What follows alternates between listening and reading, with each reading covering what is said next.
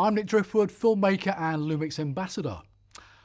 Vlog and log footage in general is often really tricky to expose. There are a number of tools available to aid exposure in log. The first and most simple is the V-Log View Assist, which allows you to preview the video in Rec 709. Or with a LUT of your own making, you can equally use that. See the video on LUTs for more information on how to use this feature. The easiest tool available on the S1H is the new Luminance Spot Meter function. In Vlog, Luminance Spot Meter is set to report in stops. 0.0 stops correlate to 42% IRE or 18% middle grey. If you're in a shooting environment, simply using a grey card and adjusting exposure with the Luminance Spot Meter when it hits 0.0 stops, this will get you correct exposure.